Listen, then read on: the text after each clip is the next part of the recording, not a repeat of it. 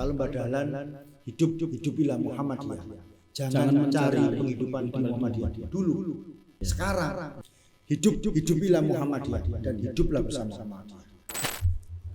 Baik, assalamualaikum warahmatullahi wabarakatuh. Kembali lagi di podcast Wuni Muni. Ya, Wuni Muni.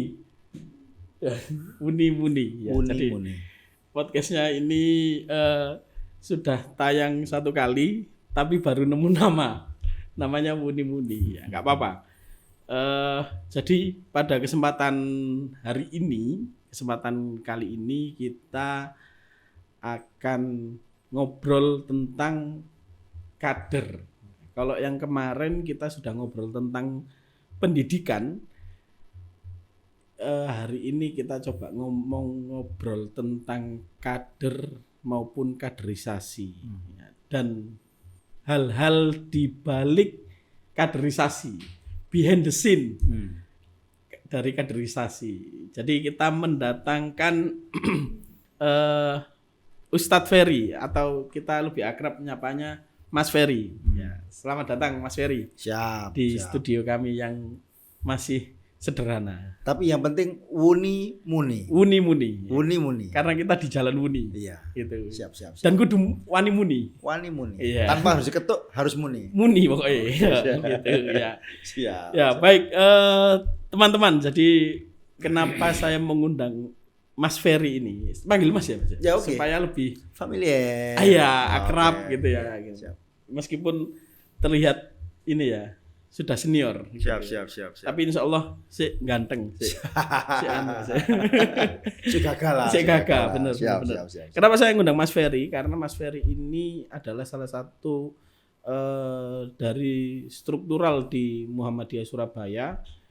Beliau sebagai, kalau di PDM apa Mas? MPKS, Ketua Majelis Pembinaan Kesejahteraan Sosial. Oke. Membidangi panti-panti asuhan. Betul. Aumsos. Betul. Ya. Kalau di cabang sekretaris PCM cabang Wiyung. Nah. Oke. Dan Mas Ferry ini sudah malang melintang di kaderisasi di Urtum, teman-teman. Terakhir di Urtum di Pemuda Muhammadiyah. Ya, di BWPM Jawa Timur. Bidang sama sosial dan kesehatan. Spesialis sosial ya. Bukan sosial ya. Sosial ya.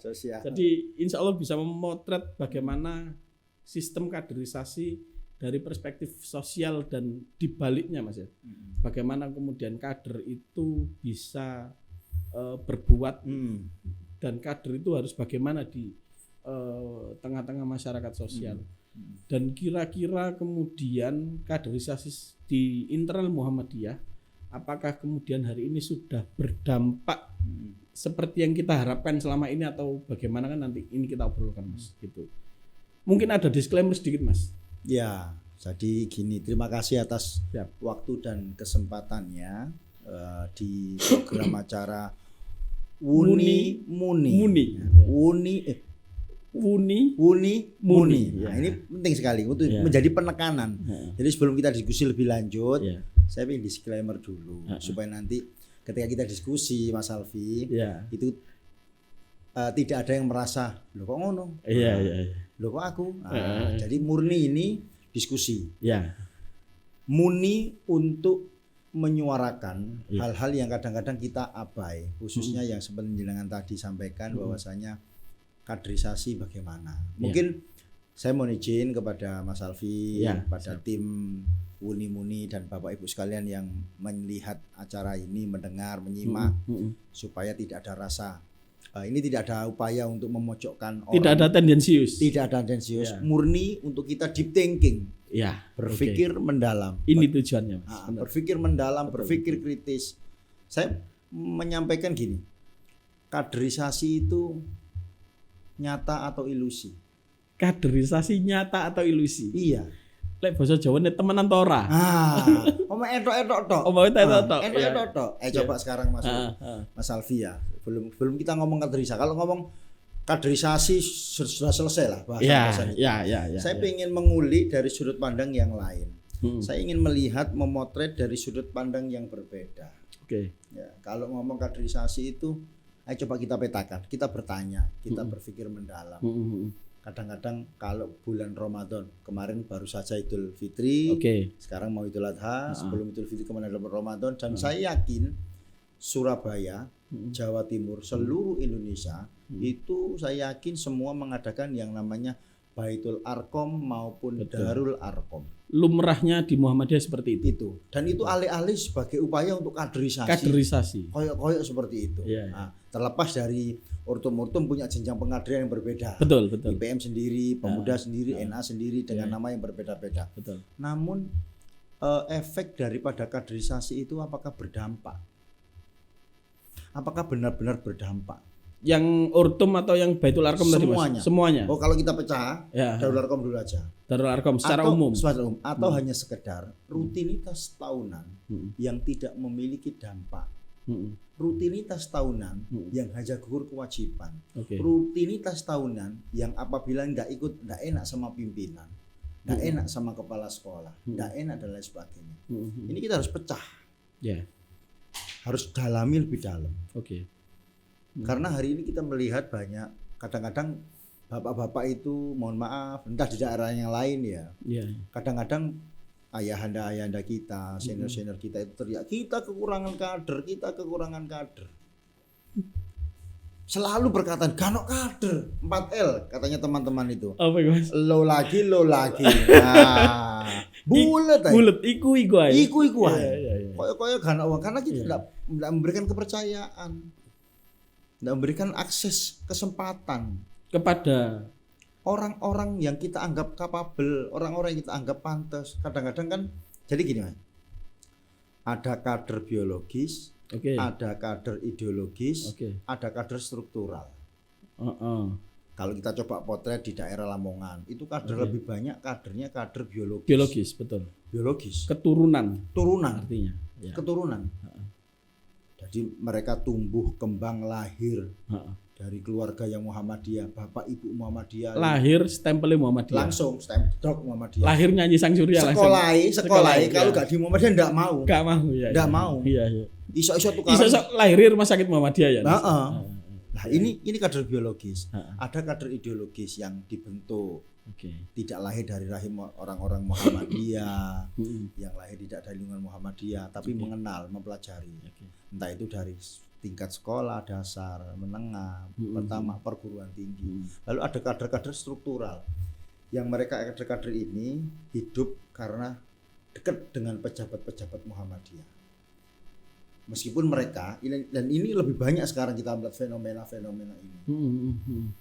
Mereka tidak pernah mengikuti jenjang organisasi di organ-organ urtum Muhammadiyah, tetapi karena kedekatan dengan kekuasaan elit-elit Muhammadiyah, mereka menduduki posisi-posisi strategis di UPP, majelis, AUM.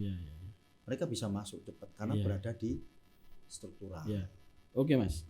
Sebelum masuk ke kalau kader biologis terus ideologis itu adalah fenomena yang sangat umum sekali, yang kita semua sudah tahu lah prosesnya.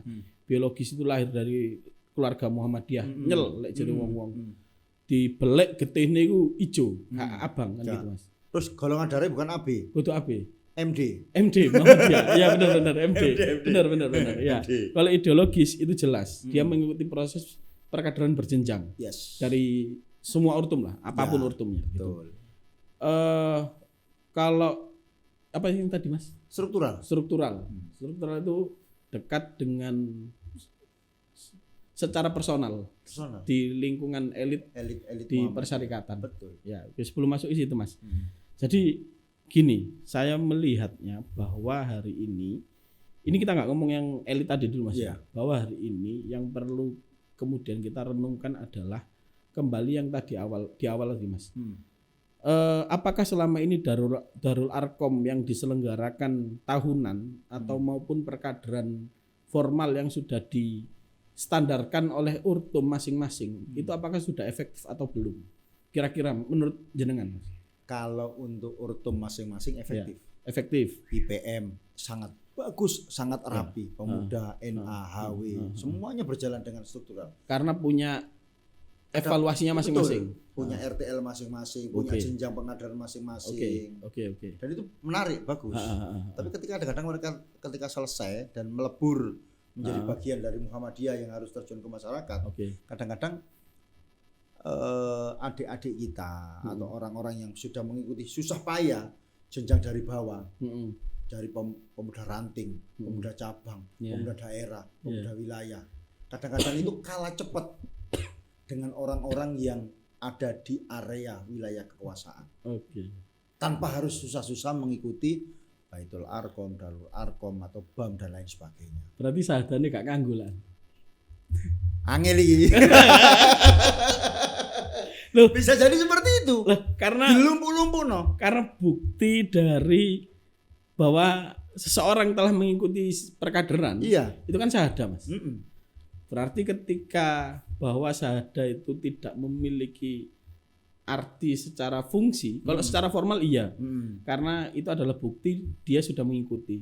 Tapi secara fungsi kan kemudian harusnya syahadah itu menjadi salah satu tanda bahwa dia adalah kader yang sudah terverifikasi. Kan kira-kira begitu. Betul. Kalau kita di dunia pendidikan kan guru yang tersertifikasi itu kan berarti adalah guru yang sudah mengikuti pelatihan sekian lama dan mendapatkan sertifikat pendidik. Serdik, betul. Betul. Nah, kalau di kaderisasi kan seharusnya begitu, Mas. Iya, seharusnya. Ya. Tapi nyatanya ketika hari ini coba mohon maaf. Ya. Surabaya ada berapa cabang? Ada kecamatan 31. Kecamatan 31. Cabangnya 32. 32. Ya. Coba dicek. Berapa? Mohon maaf ini. Ya, ya. Bukan tendensi sekali lagi. Tidak ada tendensi apapun. Ya, ini diskusi aja. Sebagai pemikiran. Untuk otokritik. Kritik supaya kita berkembang, Mas. Betul. Jadi coba dicek berapa banyak ketua-ketua pimpinan cabang yang memiliki syahadah pengkaderan. Ketua. Saya ngomong ketua saja dulu. Ini mohon maaf sekali, bukan apa-apa. Yang tapi memiliki syahadah perkaderan apapun nih wis. Apapun wis kumpulkan. Apapun. Menarik kan, Mas. Lo kejem nanti aku jinane wong sak Surabaya iki. Sampai lah biasa di sini sih, Mas. Tapi ini bukan untuk apa-apa. Bukan. Ya. Karena memang ini menarik, Mas. Karena ada bukan data ya, ada sebuah artikel yang mengatakan bahwa Muhammadiyah itu semakin tahun jumlah kadernya semakin menurun secara jumlah dan banyak orang Muhammadiyah yang tersinggung terhadap artikel tersebut. Tapi tidak mau ngakui. Tidak mau ini kalau saya, Mas, tidak mau kemudian mengcross check temenan tak. Padahal kan kita menjadikan data. Betul. Padahal kalau kita di Islam kan diajarkan tabayun, Mas. Artinya kan kita harus cross check lapangan beneran. Betul. Jangan-jangan benar kan begitu. Artinya kan kalau ada kritik seperti itu kan justru malah kemudian membangun kita. Loh, iya ta. Artinya kan ada orang yang bersedia mengingatkan kita, tuh, Mas. Berarti kan ketika ada orang yang mengingatkan kita, berarti kita ya ojo ngamuk. Iya. Kita harus membuka mata, beneran ta. Jangan-jangan yang disampaikan oleh orang yang di luar sana benar bahwa setiap tahunnya jumlah warga Muhammadiyah itu mengalami penurunan. Dan mungkin salah satunya adalah karena orang itu meninggal pasti. Artinya tokoh-tokoh Muhammadiyah itu meninggal pasti. Tapi keturunannya apakah kemudian melanjutkan perjuangan para tokoh dan sesepuh ini belum tentu. Nah, seperti yang jenengan sampaikan tadi kan. Nah, ini balik. Satu yang masalah syahadah, yang kedua coba dipotret. Mas Alfi perlu ingat, kaderisasi itu seperti sebuah taman. Ya. Butuh proses. Ada pemupukan, ada penyiraman, ada perawatan, lalu akan muncul yang namanya bunga-bunga, muncul kupu-kupu, menjadi sesuatu yang indah. Betul. Kaderisasi itu bukan instan seperti pabrik yang kadang-kadang cepat jadi perakitan cek-cek. Ini proses, makanya kadang-kadang kita berpikir, iya ya, kaderisasi ini nyata apa ilusi? Nyata atau ilusi gimana? Bagaimana? Apa yang bisa kita lakukan hari ini? Gitu loh. Generasinya mulai ya seperti itu. Ngeri, Mas. Iya. Iya, Mas Alfi. Jeru. Merenungnya agak dalam. Iya, makanya kadang-kadang saya pernah ngobrol sama teman. Ayo nggawi sekolah calon pimpinan cabang. Ditertawakan saya. Sekolah calon pimpinan cabang. Kalau kita mau jujur, nggak tahu di kota-kota lain ya. Surabaya ini kan ada cabang yang sehat, ada cabang yang rontok sehat, ada cabang yang tidak punya amal usaha sama sekali. Dimanapun itu Mas, bukan hanya di Surabaya. Ya, dimanapun ya. Artinya sudah ditanam. Jadi ketua pimpinan ranting. Dan itu yang saya sampaikan. Kaderisasi itu sebuah taman. Prosesnya panjang. Karena gini, kader hari ini itu bukan hanya sekedar menjadi orang-orang yang pelaksana teknis. Tapi bagaimana memiliki visi. Bermuhammadiyah itu jangan hanya sekedar batu loncatan, petetang-petenteng, berada di lingkaran kekuasaan untuk mengharapkan suatu loncatan yang lebih tinggi untuk mendapatkan sesuatu. Bukan seperti itu. Coba, makanya yang saya sampaikan tadi, kaderisasi yang perlu pikirkan itu adalah hari ini di tingkat ranting, Mas. Ketika ngomong ranting itu ujung tombak Muhammadiyah, sampean tengok bagaimana ranting-rantingnya ada di Muhammadiyah. Gulung-gulung, Pak. Masya Allah. Perjuangan hari ini tadi saya ngumpulkan ranting. Persiapan untuk kegiatan di Wiyung untuk persiapan Idul Adha. Ya gitu. Alhamdulillah. Kalau ranting itu disentuh, mereka mau. Emang kudu open. Dan ngopeni kader itu kan biayanya tak terhingga. Ya, itu yang diajarkan Kiai Haji Ahmad Dahlan. Iya. Kan begitu dulu awal mendirikan. Kalau kita melihat film Mas, di Sang Pencerah kan Kiai Haji Ahmad Dahlan itu bagaimana mencari kader. Kemudian ngopeni gaya tabungannya. Tabungannya entek, kemudian istrinya yang memberikan. Mas, adanya cuma ini. Ayo diramut maneh. Dan akhirnya jadi sebesar ini. Betul. Jadi ormas terkaya keempat sedunia dari tabungan pribadi Kiai Haji Ahmad Dahlan. Kalau membahas itu Mas, saya itu kok kemudian ada sedikit renungan bahwa kita ini selama ini ternyata bermuhammadiyah itu, saya pernah diskusi sama teman saya. Jangan-jangan kita selama ini bermuhammadiyah itu hanya menjadi pelangsung. Artinya kalau di Muhammadiyah itu kan biasanya kan pelopor, langsung penyempurna. Ternyata selama ini kalau renungan saya pribadi Mas, ya ini katakanlah saya lah yang begitu. Ternyata kita hanya menjadi pelangsung. Ya, melangsungkan apa yang sudah diciptakan saja, apa yang sudah diperbuat oleh tokoh-tokoh sebelumnya. Hari ini kita terlalu bangga mengglorifikasi apa yang sudah besar di Muhammadiyah. Di Surabaya saja Mas. Ini sekali lagi untuk otokritik dan supaya kita semangat Mas ya. Tapi untuk semangat bersama-sama, untuk merenung. Ayo iki diapiki maneh. Renungannya adalah di Surabaya saja. Dari konteks amal usaha misal, apa yang kemudian amal usaha yang bisa kita banggakan selama ini di Surabaya misal. Kalau konteks bahwa Muhammadiyah itu dibuktikan dengan amal usahanya, kan selama ini yang kita banggakan kan ya mohon maaf yang ada di Pucang. Kalau sekolah misalnya. Ya itu sudah berapa puluh tahun. Pucang. Setelah itu apa lagi? Nah, maka saya mengatakan bahwa selama ini kita terlalu bangga dan terlalu mengglorifikasikan apa yang sudah diperbuat oleh pendahulu-pendahulu kita. Tapi ketika kita memimpin, apa karya kita? Benar nggak Mas? Iya, betul. Karena ketika mengglorifikasi Aum tadi, itu kader Aum. Hanya bekerja, mencari nafkah. Bekerja, pulang. Selesai. Tidak memikirkan visi dakwah dari Muhammadiyah. Berapa persen? Padahal berapa jumlah guru dan karyawan yang ada di Aum tersebut. Betul. Karena itu berangkatnya memang tidak motivasi.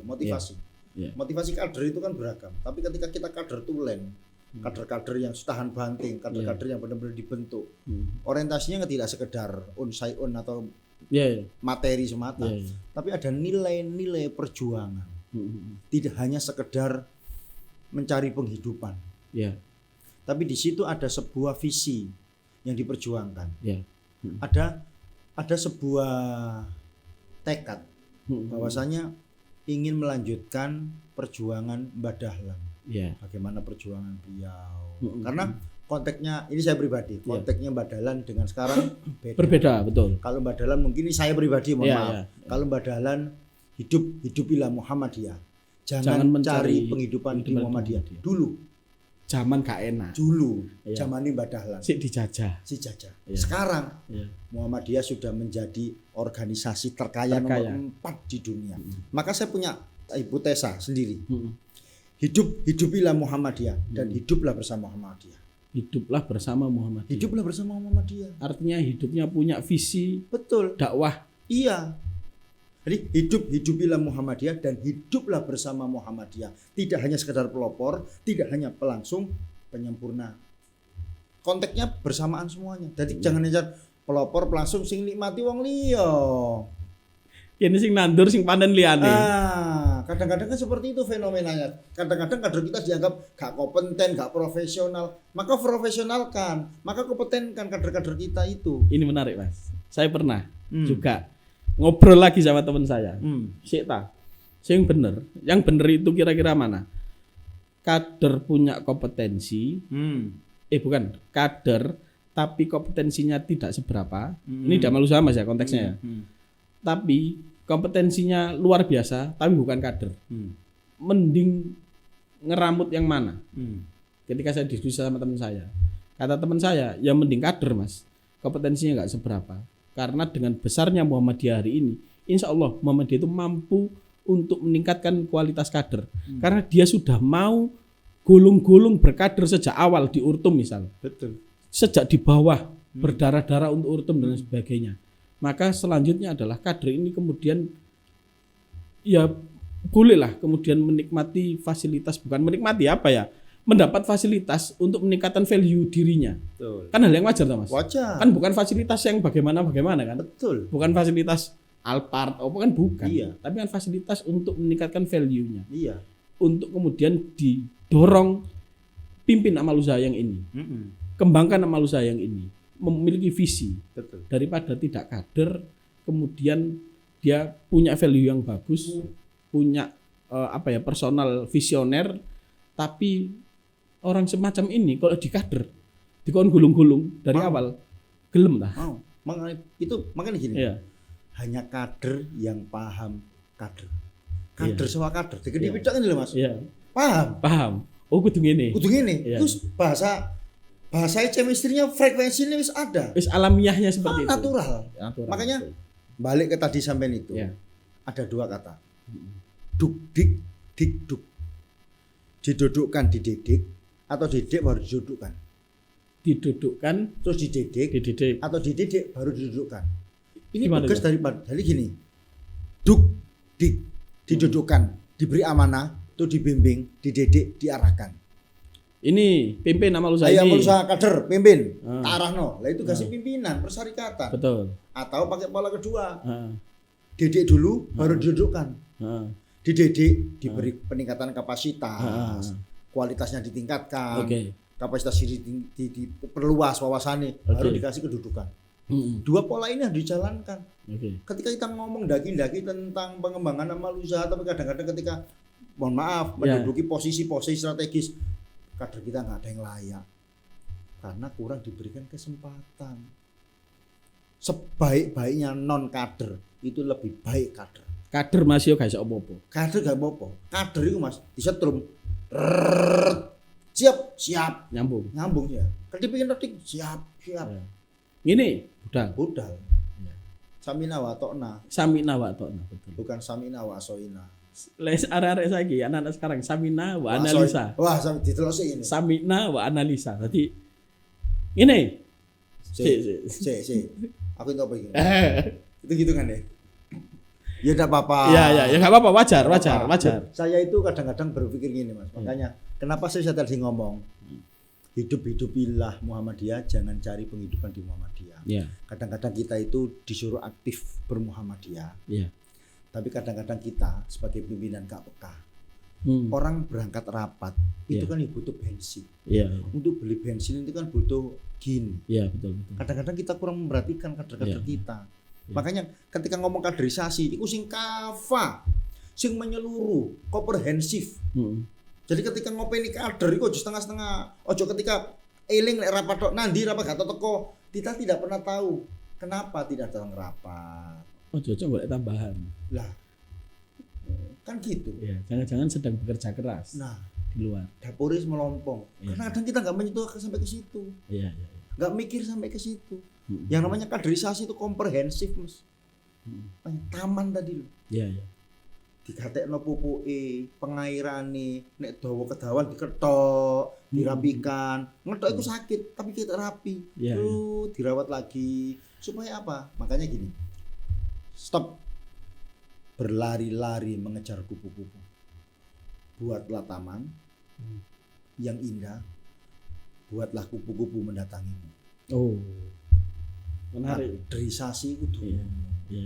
Kadang-kadang kita ndelok kader kita itu kan ya kudu dipacaki sing ganteng. Bener. Sing perfect didandani. Dan itu tugasnya pimpinan. Tugasnya pimpinan. Siapa? Ya pimpinan ranting, pimpinan cabang, pimpinan wilayah. Lu tadi menarik ketika saya ada rapat di cabang saya tadi. Kami taat pada pimpinan cabang. Kami percaya pada pimpinan cabang. Itu pimpinan ranting yang pimpinan ranting ngomong seperti itu. Kenapa? Karena pimpinan cabang percaya pada pimpinan daerah. Ketika sudah tegak lurus seperti itu. Aku merinding, Mas. Keren. Loh, tadi sebelum rapat, sebelum saya kesini tadi. Ranting ngomong kok ini. Ranting ngomong seperti itu. Ini kan ada Surabaya kan ada program instruksi tentang Idul Kurban. Idul Kurban ya. Dan itu tadi waktu kita rapat, selang nggak berapa lama kemudian surat instruksi diterbitkan. Ada kemarin kan dari Rapimda. Itu kita sampai, kita kumpulkan ranting, kita kumpulkan ketua takmir, kita sampaikan. Ketika semua di level pimpinan seperti itu, keren, tegak lurus. Kenapa? Kaderisasi berjalan dari bawah. Makanya saya salut, saya hormat kepada bapak-bapak pimpinan ranting. Dimanapun jenengan berada, pimpinan ranting itu memang luar biasa. Nafasnya persyarikatan. Tidak pernah hitung-hitungan. Makanya saya mimpi. Saya berharap pimpinan ranting itu banyak disentuh, banyak didatangi. Tidak hanya Muhammadiyahnya, Ortumnya juga datang. Disapa. Orang-orang Muhammadiyah itu kalau dikunjungi, Mas, senang, Mas. Dan itu menjadi kekuatan energi tersendiri. Dan tidak lagi ilusi, nyata. Karena ada eksekusinya. Betul. Ada actionnya. Keren. Keren. Anak muda itu punya cara berpikir yang berbeda. Tetap butuh orang tua. Butuh untuk mengingatkan. Betul. Harus. Kadang-kadang kita anak muda itu kebabat kelewat. Seredek lah sudah ada. Harus ngerim. Harus ada. Penting. Ya, jadi ini nanti pemirsa boleh komen, Mas ya. Kira-kira kondisi kaderisasi di cabang masing-masing itu bagaimana? Artinya ini sekali lagi bukan untuk tendensius pada pimpinan tertentu atau orang-orang tertentu, Mas. Tapi untuk otokritik kita sendiri. Betul. Kita yang sudah di dalam struktural Muhammadiyah. Terakhir, Mas, saya ingin tanya, kira-kira harapan panjenengan, harapan Mas Ferry selaku orang yang sudah berada di dalam Muhammadiyah dan lebih lama daripada saya di Muhammadiyah, kira-kira untuk anak-anak muda di persyarikatan kita ini harus apa dan harus bagaimana? Saya itu kan kadang-kadang juga agak miris, Mas, agak tertampar lah ketika bapak-bapak teman-teman saya itu mengatakan kita tidak ada kader, kita mencari orang itu sulit. Lah, satu sekolah kita itu sudah berapa guru karyawan, satu sekolah kita itu sudah berapa siswa. Itu kalau kemudian semuanya dikader dan kita mengkadernya secara serius, jumlah kita itu kan walah wong sak Surabaya itu Muhammadiyah kabeh jangan-jangan, Mas. Gitu. Iya kan. Dan sekolah kita itu kan insya Allah setiap kecamatan insya Allah ada sekolah kita, Mas. Ada. Gitu kan. Entah itu SD, entah itu TK. Itu kan banyak yang kemudian akhirnya menerima manfaat dari berdirinya Muhammadiyah di sekitar sana. Nah, kira-kira, Mas, pesan untuk perkaderan di Muhammadiyah untuk anak-anak muda lah, yang kalau kita sepakat hari ini bahwa tenaga anak muda itu tapi perlu diingatkan, ya. Pesannya, Mas, apa kira-kira? Jadi untuk anak-anak muda Muhammadiyah atau anak-anak muda Islam, bermuhammadiyah itu mudah, karena pada saatnya nanti kita akan, sebenarnya kita ini pengikut Muhammad. Pengikut Nabi Muhammad. Iya. Wis warga Muhammadiyah. Siapapun yang mengikuti ajaran Nabi Muhammad, itu orang Muhammadiyah. Cuma nggak sadar Indonesia. Nggak sadar. Nah, pesan saya untuk anak muda-muda, berdakwalah kapanpun dan dimanapun. Iya. Jangan pernah malu untuk menyundukkan saya orang Muhammadiyah. Bangga. Contoh ketika ada kopiah atau baju, itu bangga sebagai orang Muhammadiyah. Simbol itu penting Mas ya? Penting, identitas. Tapi kadang-kadang tidak perlu ditunjukkan. Iya. Kadang-kadang perlu ditunjukkan, kadang-kadang tidak perlu ditunjukkan. Harus tahu posisi, momen dan posisinya. Maka anak-anak muda Muhammadiyah, AMM, Angkatan Muda Muhammadiyah, kreatiflah, inovatiflah. Jangan pernah takut untuk berjalan di jalan yang sunyi, sepi, tanpa tepuk tangan. Karena ingat, nyamuk iku mati karena tepuk tangan. Pengen tadi nyamuk tagak. Kudu wani melawan arus. Anak muda itu kudu berani tegak lurus melawan arus. Nek KBA coba wani obi. Resikonya memang ada resiko. Iya, pasti. Tapi di situ kenikmatannya. Anak muda jangan jadi bebek, jangan jadi pengekor. Angkatan Muda Muhammadiyah harus berani kreatif. Kalau dulu ada ngomong out of the box, sekarang side of the box. Side of the box. Atau create your own box. Anak-anak muda punya cara yang berbeda, gaya yang berbeda, pengalaman yang berbeda, zaman yang berbeda. Dakwah sampai dengan dakwah kita berbeda. Dan dakwah Muhammadiyah memang harus menjawab zaman kan Mas? Betul. Harus. Ikuti. Ya. Fleksibel. Ya. Menyenangkan. Mengikuti alur dan lain sebagainya. Ya. Wong kita ini Islam tengahan. Wasatiyah. Wa kadzalika ja'alnakum ummatan wasatan. Dan demikianlah kami jadikan kamu umat pertengahan. Mantap. Ya. Katanya Fetty Vera sedang-sedang saja. Yang sedang-sedang saja. Ya, tidak ekstrim kanan, tidak ekstrim kiri, tapi berkemajuan. Selalu memberikan pencerahan. Selalu memberikan sebuah penerangan. Dan ini di tengah. Tidak ikut kanan, tidak ikut kiri. Orang tengah ini gak akeh. Tegak lurus, berani berjalan sendiri. Sunyi. Ditabrak wong akeh. Sementer biasa. Plak biasa. Justru dengan banyak orang yang mencaci maki kita, berarti kita eksis. Karena menjadi perhatian. Betul. Kita ada. Adanya kita, adanya kader itu ketika berani menyuarakan qulil haq walakana murad. Muni. Berani muni ketika semua menahan diri untuk tidak muni. Gak ngomong rek kok diseneni. Gak enak aku rek. Gak enak sungkan. Nah itu orang Indonesia kan kadang-kadang gak enakan. Iya. Sungkanan. Angkatan Muda Muhammadiyah tegak lurus. Siapapun itu. Tentunya dengan cara-cara yang santun. Betul. Elegan. Ya, itu pondasinya. Akhlak dikedepankan. Adab dijunjung tinggi. Betul. Ini penting. Ya, benar. Potong-potong ini jangan dipotong-potong. Bahaya. Oh, kono bro, kono. Bahaya. Gak oleh. Bisa dijewer sama bapak-bapak. Gak oleh. Ya. Kalau katanya Tan Malaka itu terbentuk. Katanya Tan Malaka itu. Betul. Jadi kader itu biasa ditubruk no. Biasa. Nabrak rono nabrak ini. Betul. Dan itu menjadi karakter. Dipaksa. Terbiasa menjadi habit. Ya, luar biasa. Pemirsa, mohon maaf ya. Intinya pembicaraan malam ini tidak tendensius kepada siapapun. Pembicaraan hari ini di podcast sesi ini murni untuk kemudian kebaikan kita bersama. Siap. Untuk semangat membesarkan Muhammadiyah. Betul. Terutama di Surabaya Mas ya. Betul. Karena tantangan di Surabaya itu kompleks luar biasa. Dari Mas Ferry saja yang istilahnya membidangi di panti asuhan Mas, dinamikanya amat luar biasa. NTE luar biasa. Lek perlu waktu 30 jam sedino. Kurang.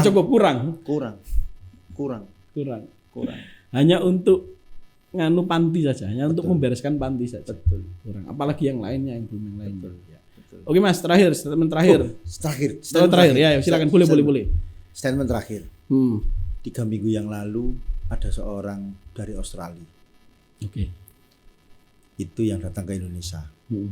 Membawa secari surat wasiat dari kakaknya yang sudah almarhum. 1 tahun yang lalu. Okay. Surat wasiat itu berbunyi, sepertiga harta saya, tolong disalurkan di rumah yatim Muhammadiyah yang ada di Surabaya. Itu orang mana, Mas?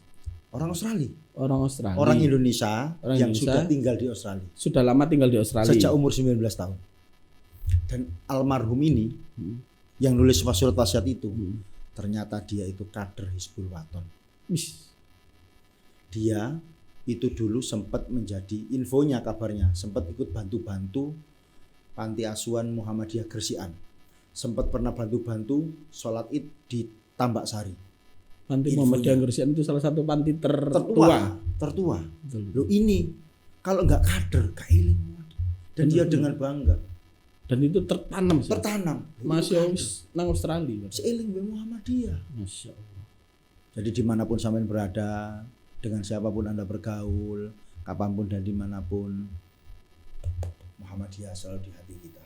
Kalau katanya Mbah Dahlan itu kan jadilah dokter, jadilah insinyur, kembalilah ke Muhammadiyah. Betul. Bukan dadi opo ae. Balik onang Muhammadiyah. Besarkan Muhammadiyah. Muhammadiyah. Dengan apa membesarkan Muhammadiyah? Iling. Ayo evaluasi. Betul. Ayo merenung. Jangan-jangan apa yang selama ini kita lakukan ada yang kurang tepat. Betul. Benar, Mas. Dalam ini nggak cukup satu episode, Mas. Waduh, mantap ya. Ikut diundang mana? Harus diundang lagi ya. Silakan para pemirsa boleh komen ya mau membahas apa-apa yang harus menjadi evaluasi kita bersama. Oke. Karena tujuannya podcast ini, Mas, adalah salah satunya. Ayo kita mengevaluasi. Jangan gagah-gagahan. Petetan. Oh, Muhammadiyah wis gede. Lha mung kudu adewe sing gawe. Touchscreen nek senengane ngene kan kerja iki ya. Apel kota. Iya. Cuci tangan. Nang tangannya pakai sabun. Saya pakai sabun. Cuci tangan terus. Kita itu kadang-kadang gagah-gagahan, Mas. Sing gedekno Muhammadiyah dhewe. Iya. Padahal iki karyane betul. Karyanya pendahulu kita. Betul. Kita yang butuh Muhammadiyah. Betul. Muhammadiyah enggak butuh kita, Mas. Kau nak dhewe lho Muhammadiyah. Jalan. Iya. Jalan. Benar. Makanya podcast ini Muni ini dalam rangka untuk mengawal supaya orang-orang ingat on track. Iya. Ya mungkin sebagian orang mencibir atau tidak sepakat pastilah manusia dengan apa yang saya sampaikan. Enggak apa-apa. Iya, enggak apa-apa. Tapi sekali lagi ini otokritik. Betul. Untuk saya sebagai pelaku pejuang, ya saya masih belum berbuat apa-apa. Iya. Masih banyak belajar. Tetapi apa yang bisa saya sampaikan, ya saya sampaikan. Jika ada yang baik, ambil. Jika ada yang salah dan tidak sepakat dengan yang di luar sana, saya mohon maaf. Betul. Karena saya punya sudut pandang pengalaman yang berbeda-beda. Ya. Tapi satu tujuannya, Muhammadiyah. Gawe Muhammadiyah. Terakhir, Mas Ferry. Oke. Satu kalimat untuk Muhammadiyah. Monggo. Muhammadiyah sampai mati. Muhammadiyah sampai mati. Kasar ya. Apik tapi, Mas. Di Surabaya. Surabaya. Saya mengundang jenengan ini salah satunya karena jenengan ngobrol itu Surabayaan. Saya suka. Siap. Ngilingno arek-arek iku Surabaya niku nang kene iku kedek, Mas. Oke. Di hati itu oh iya. Karena di Muhammadiyah kan pensiun. Iya benar. Nek mati pensiun. Ya, mohon maaf kalau bahasa saya kasar. Iya benar. Muhammadiyah sampai mati. Muhammadiyah sampai mati ya. Benar. Surabaya. Ya, Surabaya luar biasa. Jadi Muhammadiyah sampai mati. Lahir Muhammadiyah, mati Muhammadiyah. Loh, tapi itu Bung Karno pernah bilang, Mas. Iya. Kalau saya meninggal, kata Bung Karno, saya ingin keranda saya itu diselimuti bendera Muhammadiyah. Loh, sampai mati.